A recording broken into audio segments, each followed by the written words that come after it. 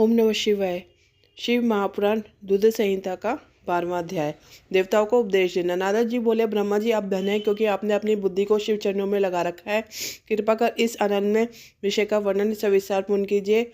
ब्रह्मा जी ने कहा, हे नारद, एक समय की बात है, मैंने सब और देवताओं और ऋषियों को बुलाया और क्षीर सागर के तट पर भगवान विष्णु की स्तुति कर उन्हें पसंद किया। भगवान विष्णु प्रसन्न होकर बोले, हे ब्रह्मा जी एवं अन्य देवगणों, आप यहाँ क्यों पधारे? आपके मन में क्या इच्छा है? आप अपनी समस्या बताएं, मैं निश्चय ही उसे दूर करने का प्रयत्न करूंगा। यह सुनकर ब्रह्मा जी बोले, हे भगवान, दुखों को दूर करने के लिए किस देवता की सेवा करनी चाहिए? तब भगवान विष्णु ने उनके प्रश्न का उत्तर देते हुए कहा, हे ब्रह्मा, भगवान शिव शंकर ही सब दुखों को दूर करने वाले हैं। सुख की कामना करने वाले मनुष्य को उनकी भक्ति में सदैव लगे रहना चाहिए। उन्हीं में मन लगाए और उन्हीं का चिंतन करे। जो मनुष्य शिव भक्ति में लीन रहता है, जिसके मन में वह विराजमान है, वह मनुष्य कभी दुखी हो ही नहीं सकता। पूर्व जन्म में किए गए पुण्य ये शिव भक्ति से ही पुरुषों को सुंदर भवन, आभूषणों से विभूषित स्त्रियां, मन का संतोष, धन संपदा, स्वास्थ्य, शरीर, पुत्र पौत्र, अलौकिक प्रतिष्ठा, स्वर्ग के सुख और मोक्ष प्राप्त होता है। जो स्त्री या पुरुष प्रतिदिन भक्ति पूर्वक शिवलिंग की पूजा करता है, उसको हर समय जगह सफलता प्राप्त होती है। वह पापों के बंधन से छूट जाता है। ब्रह्मा जी एवं वन्य गणों ने भगवान विष्णु के उपदेश को ध्यानपूर्वक सुना। भगवान विष्णु को प्रणाम कर कामनाओं की पूर्ति तो उन्होंने शिवलिंग की प्रार्थना की। तब श्री विष्णु ने विश्वकर्मा को बुलाकर कहा, हे मुने, तुम मेरी आज्ञा से देवताओं के लिए शिवलिंगों का निर्माण करो। तब विश्वकर्मा ने मेरी और श्रीहरि की आज्ञा को मानते हुए देवताओं के लिए उनके अनुसार लिंगों का निर्माण कर उन्हें प्रदान किया। मुनि श्रेष्ठ नारद, सभी देवताओं को प्राप्त शिवलिंगों के विषय में सुनो। सभी देवता अपने द्वारा प्राप्त लिंग की पूजा उपासना करते हैं। पद्मराग मणि का लिंग इंद्र को, सोने का कुबेर को, पुखराज को धर्मराज को, श्यामवर्ण का वरुण को, इंद्र नीलमणि का विष्णु को और ब्राह्मणी हिमले लिंग को प्राप्त कर उसका भक्तिपूर्वक पूजन करते हैं। इसी प्रकार विष्णुदेव चांदी के लिंग की और वसुगढ़ पीतल के मैंने लिंग की भक्ति करते हैं। पीतल का अश्विनी कुमारों को, स्फटिक का लक्ष्मी को, तांबे का आदित्य को और मोती का लिंग चंद्रमा को प्रदान किया गया है। व्रज लिंग ब्राह्मणों के लिए, मिट्टी का लिंग ब्राह्मणों को, स्त्री के लिए मैसूर चंदन द्वारा बने लिंग और नागों द्वारा मूंग के बने शिवलिंग का आदरपूर्वक पूजन किया जाता है।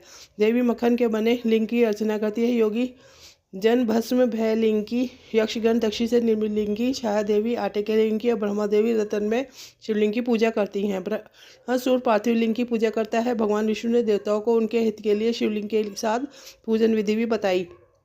देवताओं के वचनों को सुनकर मेरे हृदय में हर्ष की अनुभूति हुई। मैंने लोगों का कल्याण करने वाले शिव पूजा की उत्तम विधि बताई। यह शिव भक्ति समस्त अभीष्ट लोगों को प्रदान करने वाली है। इस प्रकार लिंगों के विषय में बताकर ब्रह्मा जी ने शिवलिंग व शिव भक्ति की महिमा का वर्णन किया। शिव पूजन भोग और मोक्ष प्रदान करता है। मनुष्य जन्म उच्च कुल में प्राप्त करना अत्यंत दुर्लभ है, इसलिए मनुष्य रूप में जन्म लेकर मनुष्य को शिव भक्ति में लीन रहना चाहिए। शास्त्रों द्वारा बताए गए मार्ग का अनुसरण करते हुए, जाति के नियमों का पालन करते हुए कर्म करे।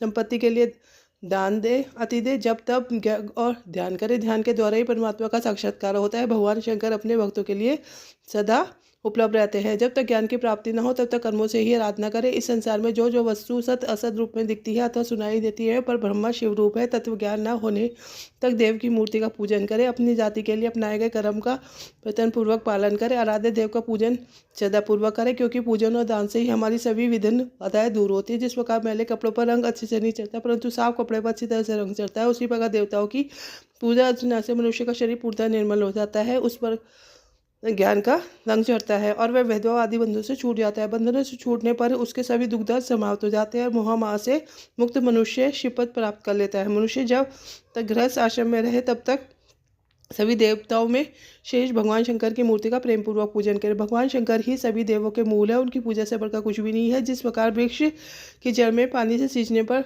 जड़ और शाखाएं सभी तृप्त हो जाती है, उसी प्रकार भगवान शिव की भी भक्ति है। वह मनोवांछित फलों की प्राप्ति के लिए शिव जी की पूजा करनी चाहिए। विश्वलों की प्राप्ति तथा सिद्धि के लिए समस्त प्राणियों की सदैव लोक कल्याणकारी भगवान शिव का पूजन करनी चाहिए। इसी के साथ शिव रुद्र संहिता का प्रथम खंड का 12वां अध्याय पूर्ण होता है। ओम नमः शिवाय।